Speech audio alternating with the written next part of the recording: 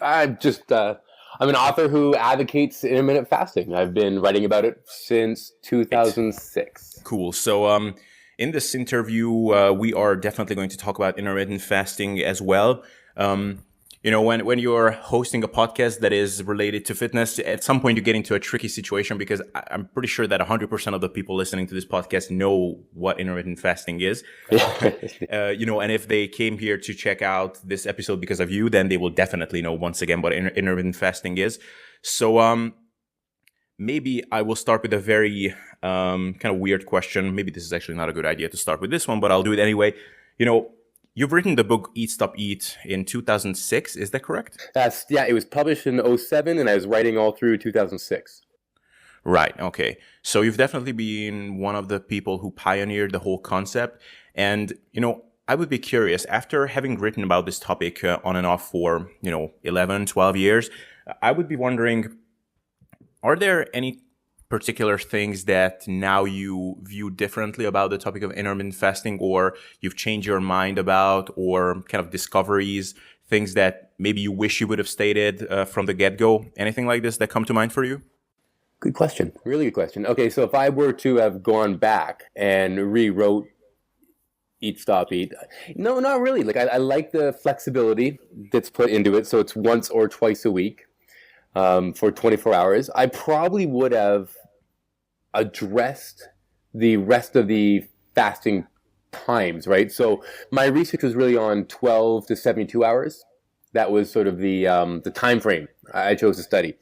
And I left out everything from Eat, Stop, Eat that wasn't sort of a 24-hour time, because what I didn't want to do is if I addressed all the other fasting windows, right, whether it's 12 hours or 72, I thought I would open myself up to possibly being too vague about what I wanted people to do. In retrospect, I think that could have been at least a chapter in the book, just sort of explaining what happens during longer fasts or shorter fasts. But other than that, the way Eat Stop Eat was written in '06 is still the way I practice it today, which is 24-ish hours once or twice a week, and that's it. Right. How do you now that, I mean, when you wrote your book, intermittent fasting was very much a new thing. I guess we could say the same thing about Martin Berkhan's work. I'm sure you know who he is. Oh yeah, when you guys came up with this whole thing, then people went crazy upon the idea of not eating every couple of hours at least. Now that it's definitely has grown out to something that is a thing in the fitness world, it's definitely you could call it a trend, I guess, which has only grown stronger over the years. How do you like, or how do you evaluate the whole intermittent fasting movement that kind of exploded over the course of the past maybe 5 years or so? Yeah, it's not as bad as other movements, in the sense that I think that most people in health and fitness do view fasting more as a tool than a way to identify yourself, right? So there are people out there who wear the I am paleo t-shirts, or I am keto t-shirts, or I am vegan t-shirts. There aren't a whole lot of people walking around with like an IF t-shirt, right? Most of us view it as something we do, but not as a way we define ourselves as kind of what nutrition club we belong to. And the cool thing about that is, there are vegan fasters, paleo fasters, keto fasters, high protein fasters, low protein fasters. It fits into everything.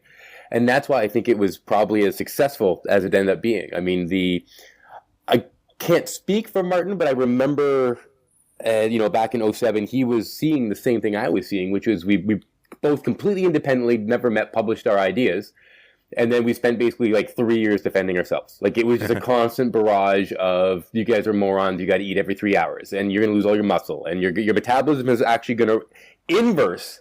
And even though you're not eating, you're going to gain fat, right? Like you're going to have a metabolic rate of negative 200. Like we were constantly just covering the same questions and arguments over and over again, to the point where it finally became accepted, but always accepted more as a tool, more as something to do than sort of a way to define yourself and what nutrition club you belong to. So it's very good that way. It's very different than a lot of the other diets, because it does open up to being a useful tool for so many different people, as opposed to what a lot of diets are, which is closes you off to a very strict set of rules of what you can eat, can't eat, believe, not believe, etc. Yeah, right. So it's cool that you mentioned having to defend yourself about, the attacks or criticisms which were predicated on the fact that you should eat every couple of hours. On my podcast, I've had on a lot of people who are into natural bodybuilding, giving advice, even published papers on that topic. Maybe some of these names you would know yourself since you're in this crowd as well. Kind of if I'm looking at natural bodybuilding circles and sort of just the scientific-minded people who give advice to people who want to improve their body composition based on current evidence, I guess if I had to summarize their stance on intermittent fasting, it would be something like, it's a tool that you can use and it's generally fine. The timing of your nutrients is not as important as we once thought, but it's probably not the ideal way to preserve as much muscle as you can while losing as much fat. My question to you would be, if you would be giving advice to a person who would say, in this next, 10 to 20 weeks, I want to lose as much fat as possible in the most effective way possible while preserving as much lean tissue as possible. And, every gram counts for me. And really, I at the end of it, I want to step on a bodybuilding stage potentially, or just want to do a photo shoot. Would you say to this person that they are leaving nothing on the table if they're using, for example, one of your protocols with the Eat Stop Eat as opposed to a more kind of traditional way of just dropping calories linearly and eating every couple of hours? Yeah, if we're talking about someone who's actually going to step on stage or a multi-million-dollar celebrity, who's taking the reins from Hugh Jackman and is going to play Wolverine, right? Like people who have a lot on the table and not just your average person. Leanness will always trump muscle mass, right? So I don't think muscle mass loss is a large concern. But fat loss is sort of the most important part there. So I don't think they would be leaving anything on the table because the amount of muscle you lose in a given day is kind of like a fixed thing. It just depends on a number of factors, but throwing fasting into the mix, you're going to lose a small amount of protein is going to be oxidized. Might not even, like a small amount of the protein being oxidized was muscle, but that number is fairly constant. So you're still oxidizing protein and losing a little bit of muscle if you're grossly overeating or if you're fasting, right? It's just part of the natural human physiology. So to pretend like somehow eating 10,000 calories is going to prevent that is not true, right? So you're going to be losing a small amount regardless, and then you're going to be replacing it. Hopefully you're weight training properly and eating properly to the point where you're replacing more than you're losing, and that's muscle growth. So to use a fast, even if it's once a week, to try to balance everything out and make sure that fat loss is on track, I just don't see any true arguments against that. The idea that 24-hour period would cause a massive loss of muscle is unfounded. But what it would do is help keep you on track with the actual fat loss component, right? So even if let's say you're eating not quite at a large deficit during the week because you are worried about building muscle, etc., and then you kind of clean up that missing deficit with a 24-hour fast, that's a very viable approach to building muscle mass while limiting the fat loss, or even building muscle mass for 5-6 days and then losing some fat on days 6 or 7 type of things. So, but from an evidence-based point of view, again, remember that you have a cognitive conflict of interest sometimes when it comes to research studies. You design them in such a way based on your assumptions, right? So if your assumptions are, this is the way we do things, this is the hypertrophy range, of weight training, and this is the proper way to eat, it's going to be reflected in the volume of literature that's available to us. And I think that still to this day, the volume of literature on both hypertrophy training and fat loss training, so not fat loss in a large general sense of a more populational base, but like specifically for athletes or fitness competitors, you're dealing with a very limited amount of research done by a very limited amount of researchers who all have sort of the same cognitive conflicts of interest. So from an evidence point of view, the traditional way is going to be the most supported, but it's most supported because it is the traditional way. So but from my standpoint, I don't see how, if you're just looking at the logic behind everything, why intermittent fasting could not be used in that exact example you provided. Right. Yeah, and to add to that equation, also the fact that I'm sure you've seen at least some of these kind of upcoming studies and experiments where they compared linear diets to non-linear diets, which again was kind of more of a new phenomenon. I think, at least I may be wrong, when you came up or when you came out with your work. But now we actually, in some studies, we see better lean mass retention or just keeping more preservation. muscle. Yeah, when someone is compressing their deficit into 1 or 2 days. Yeah, go ahead. Exactly. And that research wasn't available. Like in 06, 07, probably all the way up to maybe 2010 to 12-ish, that just didn't exist. But now the intermittent fasting is, in the common think, then you have those researchers, or at least the new group of researchers coming up, are now saying, I'd like to look into this. So again, it's sort of how the, what is actually being done on the fringe of health and fitness eventually bleeds into the center, where then it actually gets researched because it is a popular topic. So we'll only see more intermittent fasting research as the years go on. Cool. So, like I said, I don't want to exclusively focus this discussion on intermittent fasting. I mean, it will keep coming up here and there, but I've been listening for over the years, like most of the interviews and podcasts that you've done with other people, and what really appealed to me in your approach always is just a very kind of balanced, longevity, sustainability oriented approach to just improving body composition, dieting, and building muscle. So, I would be curious, I know that you've had your times when you were really neurotic about, eating every 3 hours and just, whatever, crushing all the weights and risking injury in the gym and just doing whatever it takes. But now, what is sort of the Pilon code for building a good physique over the long term in terms of nutrition and training? Like, what do you think are the non-negotiable musts and must-nots that one has to do over time? Yeah, so over the years, what I've learned is that it's a really interesting phenomenon, but excessive knowledge of a topic or a phenomenon doesn't change that topic or phenomena, right? So the more I learn about fasting, the more I dive into the hormones and the protein signals and everything that happens when you're fasting, the more knowledge I gain. Doesn't change what happens when I fast. So if I fast and my neighbor fasts, we both fast for 24 hours, and my neighbor, she's never read a bloody thing about fasting, but I know every single thing that's happening, the end result is we both see the same results, right? So what I've learned is that a lot of staying lean and building muscle in a sort of a long-term view, right? Like I'm 40 now, and I started this whole thing in my late 20s, is really just realizing that your body knows what to do, and half the time you just got to get out of its way. I feel that a lot of health and fitness right now is based on the concept of interventionalism, right? You've got to intervene, right? If you want something to happen in your body, you've got to force it to happen. You've got to intervene. You've got to hack the system. You've got to, bend it to your will. And what I've really realized is that it's actually a lot of times it's the opposite, right? Your pro athletes with just phenomenal bodies, they're not overthinking their training. Half the time they have a strength and conditioning coach saying like, hey, Joe, do 4 sets of 8. And Joe just does 4 sets of 8 and doesn't think his way, it doesn't overthink it. So for me, for fasting, it's the same, right? Is that you just fast, and you just go about your day and you don't worry about it. You don't think about it. You don't try to hack it.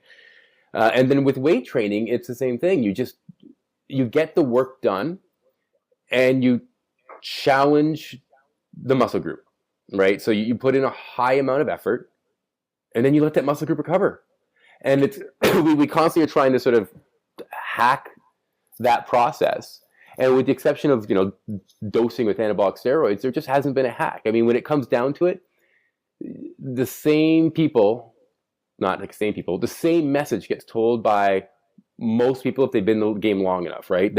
We really complicate our workouts, and then we come up with really cool ways to hack the workout. And then after a couple of years of training, we realize they're like, oh, you know what? You're probably just good with really high amount of effort on the compound lifts, then get out of the gym and recover. Yeah. And it's funny because I've been in this game so long. I mean, prior to writing about fasting, I worked in the supplement industry since I was 22 at one of the world's largest supplement companies. And I watched people who were, avid bodybuilders, and then they left that industry and they got into our industry, which is writing about health and fitness. And so many of the people in our industry came from the supplement industry that I know a lot of them. And it's fun to watch I can almost tell you based on what the person's into, how old they are, right? So if they're right now massively into bulking, right? Your late 20s. It just seems to be bulking kind of works in your late 20s. If your workouts are overly complicated, you're probably early 20s because you're starting to get really great results and you're trying to like figure out how you can intervene and make them even better. But if all of a sudden you're kind of just realizing you just got to put a high amount of effort in and then recover, and that injuries are a concern, but you can still build muscle and you can build strength with kind of these core movements, but more abbreviated workout, you're probably either 30 and above. And then if you're really into like, okay, you got to avoid it. The key to this whole thing is just consistency and not getting injured. You're probably above 40. Now you can be obviously not within those ranges, but I can tell you that the person you're reading and getting your ideas from is within those age ranges. But the whole Pilon core philosophy is really just getting out of the way of your body and let it do what it does, right? So if you fast and you are a living human being, during that fast, you're losing non-water body weight. It's 100% guaranteed, impossible not to be, right? So I don't have to worry about it.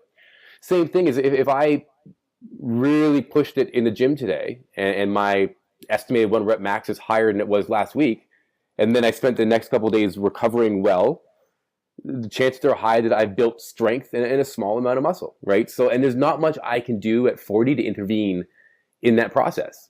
So I just let it happen, right? And that seems to be that sort of simpleton approach to it all, and not overthinking it and not, forcing my knowledge of the mTOR pathway to somehow make me believe that I'm going to build more muscle. If I just give up on that and realize it's just the work I put in the gym and the time I spend recovering, everything becomes a lot easier because the stress and anxiety isn't there nagging at you that somehow you have to intervene in the whole process.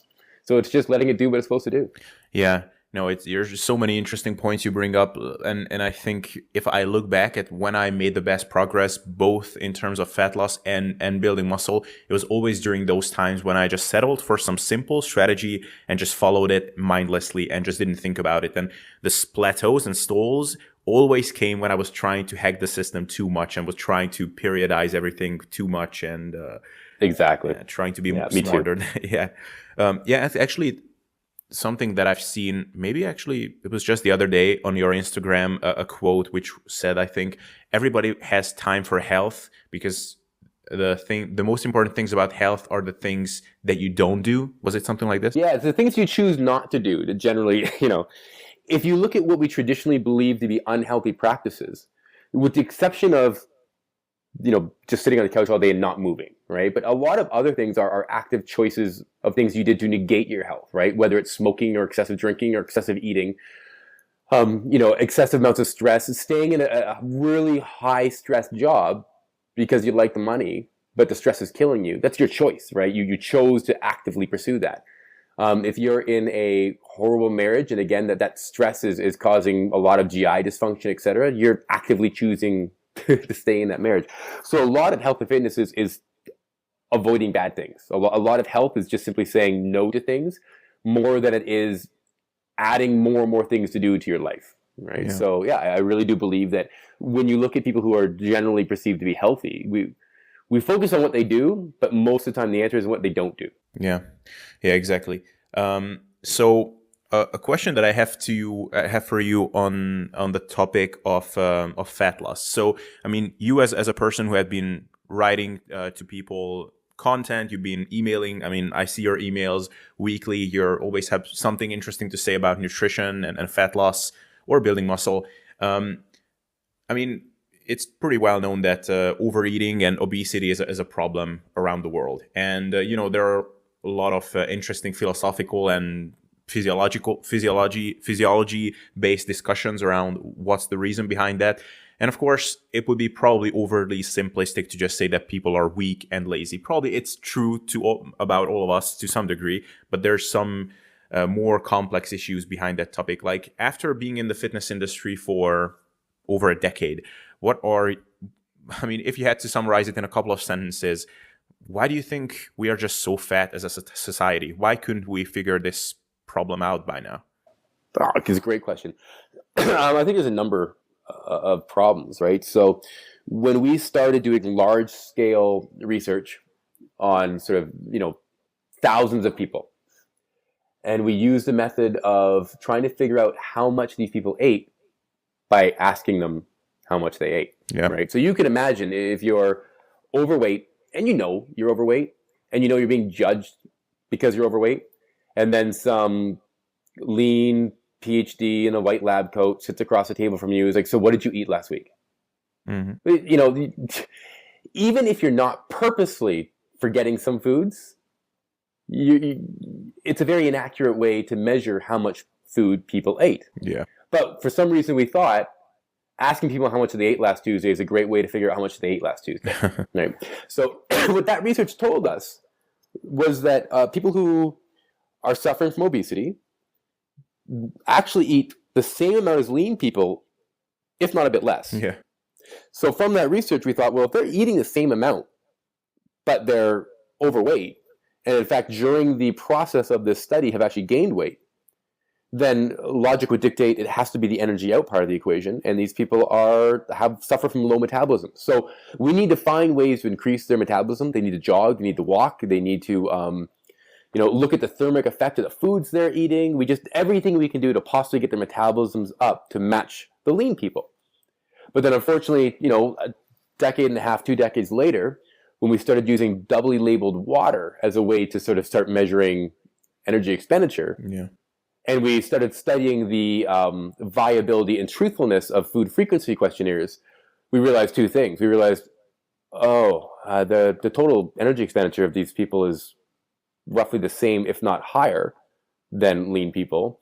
And the research is also showing these food frequency questionnaires are unreliable for some populations.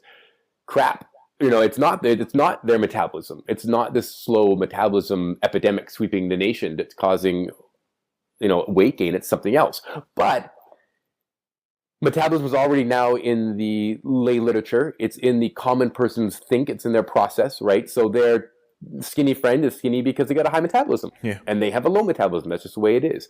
So we've been chasing moving goalposts, and we've been chasing science with the wrong assumptions for so long. It's very hard to tease it out. I don't think we're going to find one answer, except for the one that, there is more matter coming into the body than there is leaving. Yeah. But the question is why? And I think the answer is a very holistic one, right? It's going to be environmental. It's going to be based on media and habits and food norms. It's so much more complicated than you can't look at someone who's carrying more weight than they want to and say, oh, hey, you should eat less. It's like they know. Yeah. Right? They're well aware of that. And there's some sort of issue behind that we need to address. And so, we spent decades calling people who are overweight lazy, which probably didn't do much for helping them. And now we're spending time telling them, you just eat too much, which again, it's not really helpful information, right? It's like telling someone who's poor, it's like, you need more money. Yeah. Right? That would solve this whole you're poor thing, is you just need to get more money. Right? It's not a useful piece of advice. So it's going to start at a young age. And, once we figure out what component of it is genetic and what component of these eating habits and eating cues are learned. But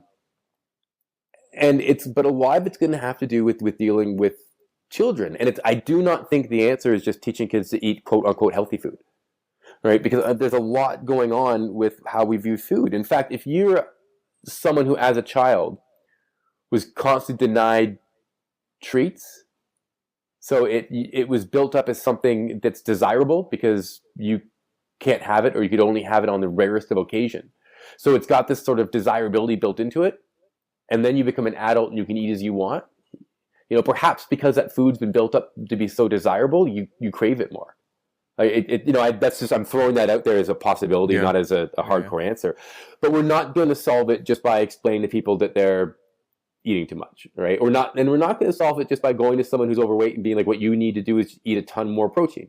Yeah. Right? There's way more to it than that. And people like myself, right? So I was 216 pounds at 5'10" when I was in my late 20s. That was by choice. Yeah. Right? So an idiot 20-year-old who's bulking and then loses all that weight for competition is much different from someone who spent 30 years wishing they were leaner and just haven't been able to get there. Exactly. Right. So just because my personal experience has been, oh, well, if you're 216 and you want to be on stage at 172, you just got to eat less and track what you're eating. But that's a very easy answer to give because my weight gain was artificial. I purposely did it in the name of bulking because it was that's what people did back then. Yeah. My experience with food, my relationship with why I ate, I wasn't 216 because I was stress eating. I was 216 because I was force feeding myself to get up to that high of a weight. So my experience is much different than someone who's truly suffering from a style of eating they've had for decades that's caused them to gain weight even though they didn't want to. So yeah, we're not going to, my personal opinion is we're not really going to get there anytime soon because we're so focused on the intake of food, as if it's separate from the person and their environment and their friends and their family and what they do for a living and all of that stuff, that until we really figure everything out, how it all connects, we're going to be stuck with dealing with obesity for a while. Yeah. I really like this quote. I know that you like to reference this quote as well from Louis C.K. about the meal is not over when I'm full, but it's over when I hate myself.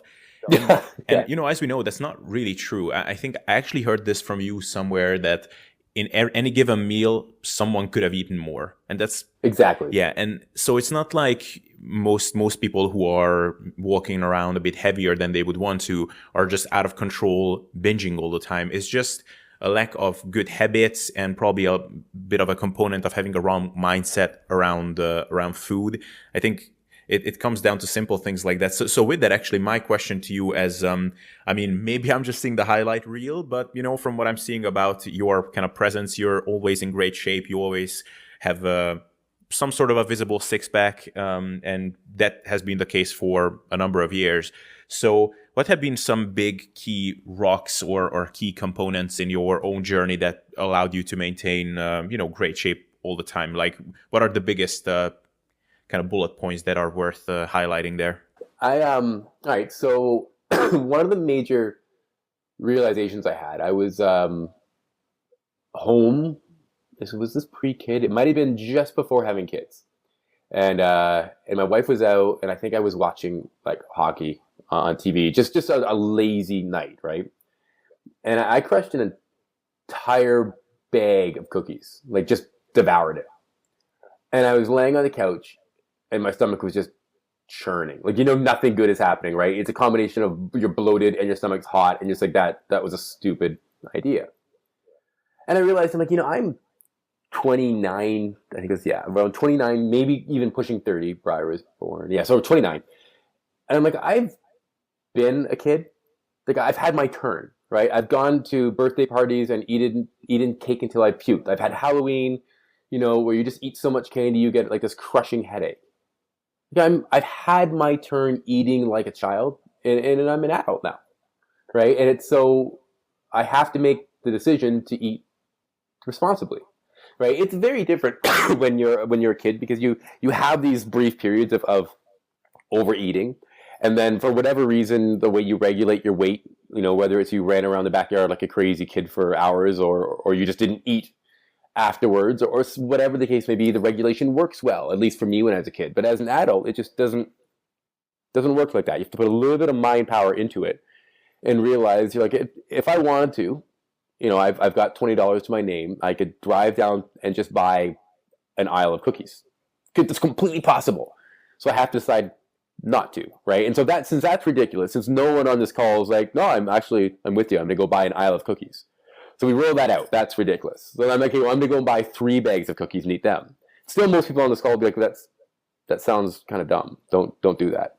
So then you break it down to, okay, well, I'm going to buy a box of cookies and eat it by myself. And you're still kind of sitting there going like, dude, you're 40. You don't need to eat a box of cookies by yourself, right? So you just have to take it down to a sort of what is an actual responsible way to eat, which is you can have a couple cookies.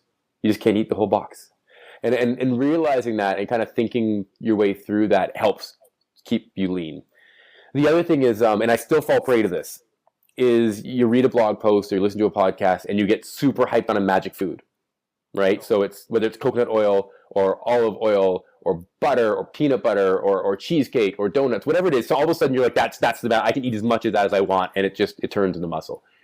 And then 3 weeks later, you're like, I'm gaining weight, right? Like it's not muscle, right? And just realizing there aren't magic foods, like to stop looking for the holy grail of magic macronutrient combination or the right color combination on your plate, and just realize it doesn't exist, and just stop trying to fake your way into not eating responsibly, right? It's like you don't get to do it. And I know that, but you're like, yeah, but so-and-so on Instagram crushed an entire birthday cake and he's lean. And like, yeah, he did it once. You don't know what his life is like. He could be 22. He could have, like not eaten for a week before and a week after. It doesn't mean you get to do it, right? And it's just, you need to eat responsibly. You need to stop looking for magic foods. You need to realize that it's the consistency that's going to keep you looking halfway decent at 40. Same with the gym, right? Don't do stupid stuff in the gym that gets you hurt, because your consistent effort in the gym is what keeps you looking muscular into your 40s, 50s, and 60s. I could really easily, the gym is, I'm looking back at it right now, it's like 10 feet away from where I'm sitting. I could easily think, what I'm going to do? I'm going to load up the bench press with 450, and I'm going to do some eccentrics. Like, I'm going to unrack it, then lower it as slow as I can into the pins. I'll set the pins maybe 2 inches above my chest, and I'll do that a couple times because eccentrics build muscle. And then we can do another call, and we can talk all about my shoulder injuries, right? Because I will blow apart. I'm not conditioned to that kind of training right now. So doing dumb stuff like that, jumping on, because someone on Instagram was doing it, and I thought that's the key, right? It's just jumping into super heavy eccentrics is going to be the key to building muscle. Again, I'm looking for magic training, right? So when you're looking for magic, excuse me, whether it's food or training, that's when you get off the rails. So if, for most people who aren't into fitness, it's just a message of you've got to constantly think about what eating responsibly actually means to you.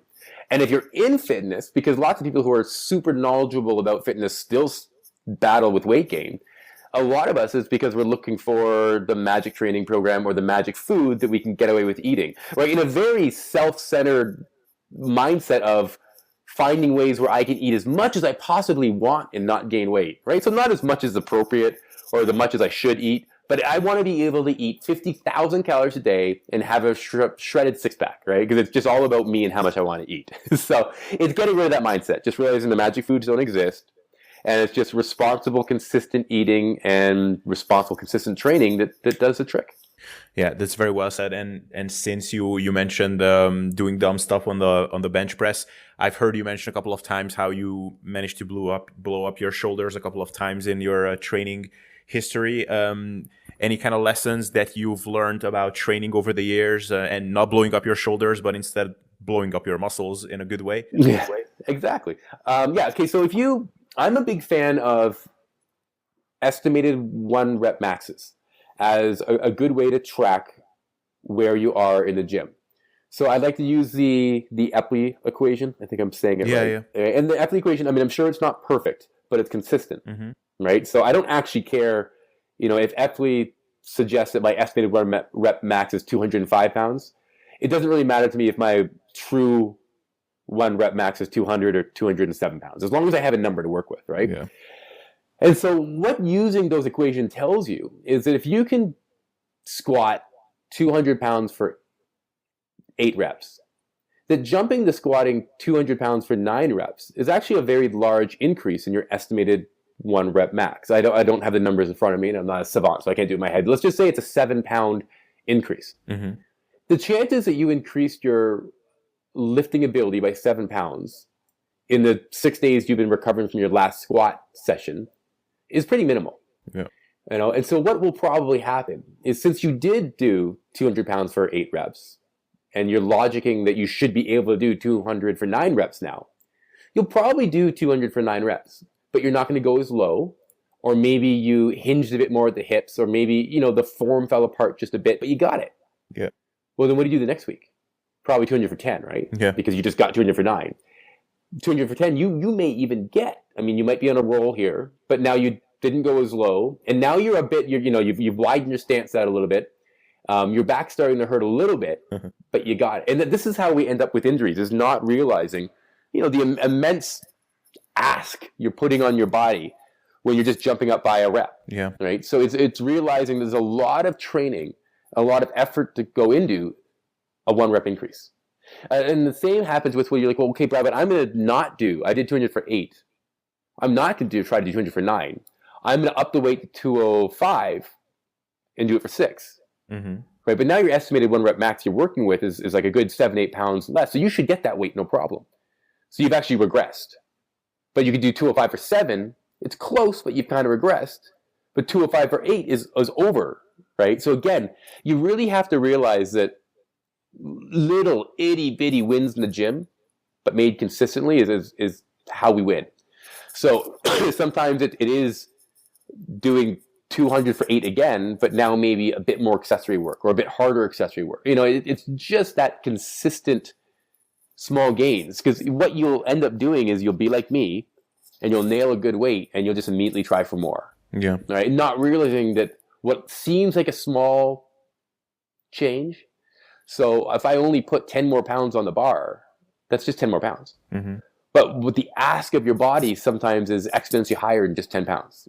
Right? So you do have to just try to go as slow as possible and take every little win. If you've made a win anywhere, if you're sure that you've added 1 rep and that your form was exactly the same as the week before and your depth was the same and your bar speed was the same, then you owe it to yourself some really good recovery. Yeah. Like you need to really take it easy. You need to get your sleep, etc. Because that was a giant jump in progress. And it's forgetting that, and it's not realizing that all the stresses in your body add up, right? So if your life outside the gym is just going to shit, like if you just lost your job and then your boyfriend just left you and then they just repossessed your car and you're worried about losing your house, it might not be the best time to go in and try for 1 rep max. Yeah. Right? Like it all comes together. If you've been sick, let's say you got the flu and you're out for 3 or 4 days, but now you're feeling better and you're like, I'm going to jump back in the gym. You have to realize that things may still be off, right? Yeah. So, and pushing yourself super hard right after you've been sick, not always the best idea. You got to ramp back into it. For me, and my lower back, I've learned that anytime I've been on an airplane for more than 3 hours, I'm not squatting that day or the next day. Yeah.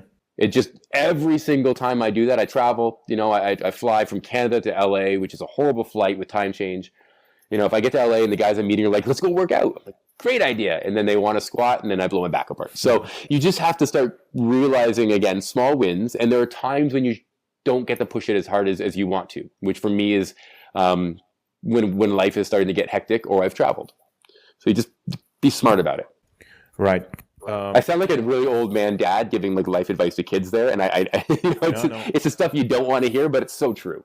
No, yeah, it's I'm glad that I get to ask you about this because I actually remember listening to a podcast episode that you've done. I believe it was with Kino Buddy.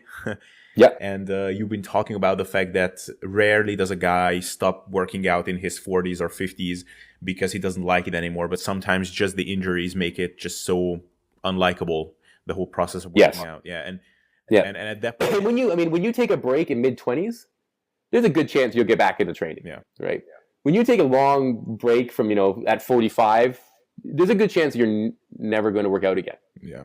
Right. And if you do, you're going to go back and try to lift the same weights you used to, not be able to do it, and then either hurt yourself or get discouraged. So consistency is just so important the older you get. Yeah, exactly. And do you have, am I correct that you have a program about this called Progressions, or am I? Yep. It's less of a program and more of a, to be perfectly honest with you, it's a chart of sets and reps. Mm-hmm. And what I try to do is I took every single set and rep combo at any weight I could think of, and I ran them all through the Epidemic equation. And so I basically got estimated 1 rep maxes from 10 pounds to 700 pounds. Actually, probably even higher, 900 pounds. Right. Then I took every single one of them and I ran it through another program, and I based it around the mean of an 8 rep workout. Mm-hmm. All right. So whatever the smallest incremental increase was, and then you would have multiple different set and rep combos at that number, and then whatever one was closest to 8 was the one that was chosen. So then what we end up having is a giant chart of sets and reps where every set and rep is a 0.2 of a pound increase on the last one. Sometimes 0.5. Sometimes I really couldn't find something that worked in a reasonable rep range. Maybe it's almost a 1 pound increase, but never more than that. Right. And so it's just a way to prioritize your training and your set and rep choices to slowly increase your estimated 1 rep max, while at the same time using a large variety of rep ranges, anywhere from 5 all the way up to, I think, 15 reps, so that you're getting strong through the whole entire spectrum of rep ranges. So you're not just getting strong at 4 reps. You're not just getting high endurance at 15. You're getting strong across the board. And then you can take that and implement it into any workout you wish. So I give you just the workouts I do. Cool.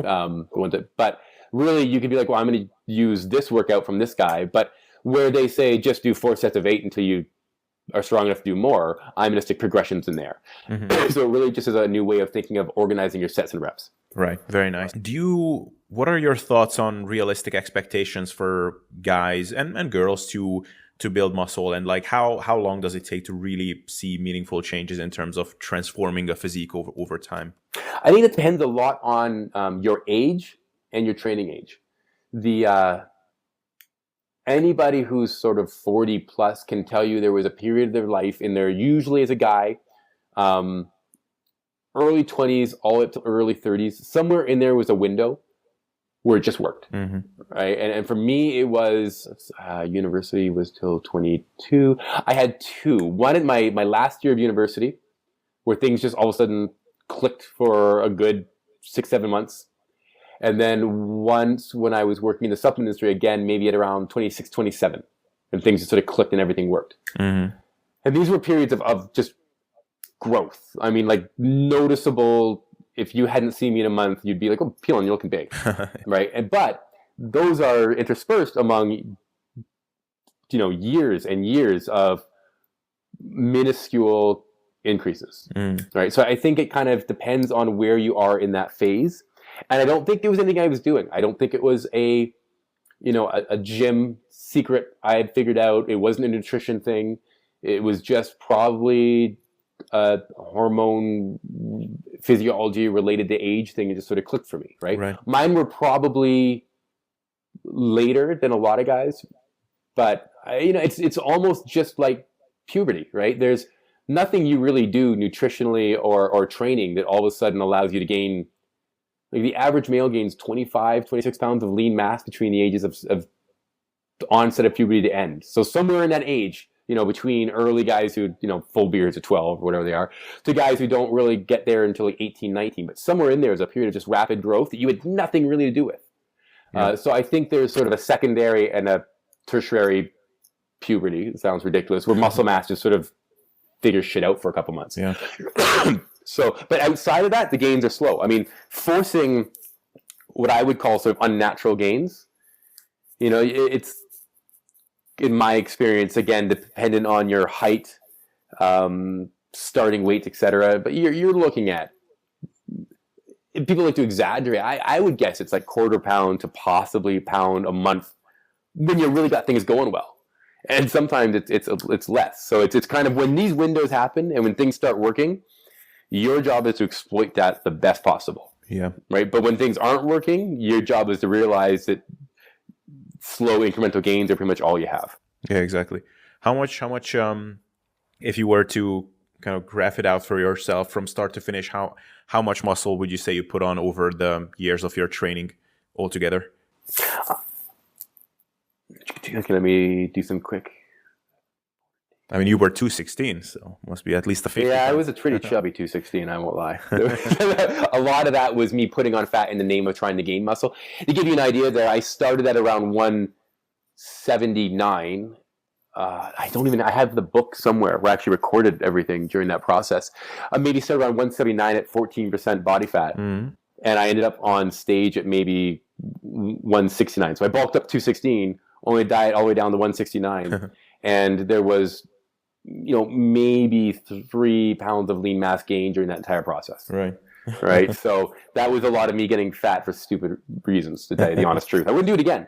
I can pinpoint that time as a time where ever since then, gaining weight around my midsection has been easier. Now, it might just be coincidence. It might be an age thing, but I still would never bulk again. That's silly. Okay, so wait, I've lost track of the question. The question was, how much have I gained in my lifetime? I would say under 20 pounds of lean mass. Interesting. I would say that if I were to stop training right now, if we were to do this call again in 2 years, I would be maybe down weighing in the 150s. I'm naturally skinny. My family's naturally skinny, naturally strong, but my brother is also, he's skinny. So yeah, I'd probably weigh around there. So I don't think it's that much. I don't think I've gained 50 pounds. I mean, if you want me to add, to add in the, puberty muscle mass, like, Dylan, how much weight have you gained since you were 15? Then yeah, I probably gained 50 pounds of lean mass, kind of thing, right? But from an adult, 18, 19 kind of age until now, it's probably 20, maybe even under it. Right. But the key is that, even 7 pounds is a world of difference if put in the right place. Because we're not talking just lean mass. We're talking skeletal muscle increases, right? So if you consider your lean mass and maybe only 50% of that is skeletal muscle, right? Then, for me, that means a lean mass of, let's say, 150, 160 pounds at best. What is that? Let's just say 75 pounds of muscle mass. So if I add 7.5 pounds, that's a 10% increase in muscle mass. That's not bad. So it's realizing that the number doesn't sound as internet claim worthy as it needs to be, but the truth is even a 4 or 5 pound increase in the right spots is noticeable, right? The only place that you can add that and have people not really notice is if you're an athlete and you gained it sort of in your butt and legs, right? That's where just those circumferences are large enough that it might go unnoticeable in a pair of jeans. But just about anywhere else on your body, adding 5 pounds of true skeletal muscle would be noticeable. No, that's great. Great to give people some more realistic outlook on things. Cool, Brad. So I kept you up for a while. I guess just to wrap this up with a question. Well, first of all, is there something that I definitely should have asked you and I didn't ask? No, not that I can think of. Cool. It was pretty good. Good questions. Cool. So, you're a person who had been in this industry for a long time, over a decade, and not many people can say that.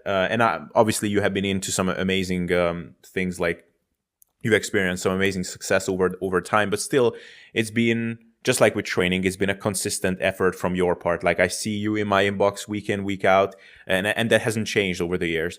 And so is there any kind of big lesson or kind of takeaway from the past 10 years, let's say, that you've learned about remaining productive and consistent with your efforts? Yeah, I think the number one thing is, if you're going to be writing consistently, you're an author, right? You're not a trainer. You're not a scientist. You're an author. And so your job is to put pen to paper. Your number one job is pen to paper every day. Like, if you're going to help people, that's your job. The number two thing is realize this industry is full of people who the reason they write is for you to know that they're right? So their whole existence is just to be right. And I think the true reason to be online and to do this stuff is to help people, right? And so sometimes it's less about you convincing them you're right, is to help them figure out what's right for them. It's a bit of a different mindset. But no, I spent a lot of time trying to be right online, and it's a waste of time.